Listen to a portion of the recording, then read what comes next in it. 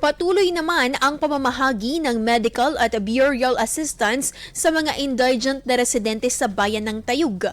Kamakailan, 500 benepisyaryo ang nakatanggap ng tulong pinansyal kung saan 472 ang nakatanggap ng agarang tulong medikal, habang 42 naman sa suporta sa pagpapaburol. Samantala, panawagan ng pamahalaan sa mga hindi pa nakatatanggap ng tulong na masusing mag-apply at magtungo sa opisina ng Municipal Social Welfare Development Office o MSWDO. Ang aktibidad na ito ay alinsunod sa programang Assistance to Individuals in Crisis Situations o AICS ng Department of Social Welfare and Development o DSWD para sa mga indigent individuals. IFM News. IFM News. IFM News.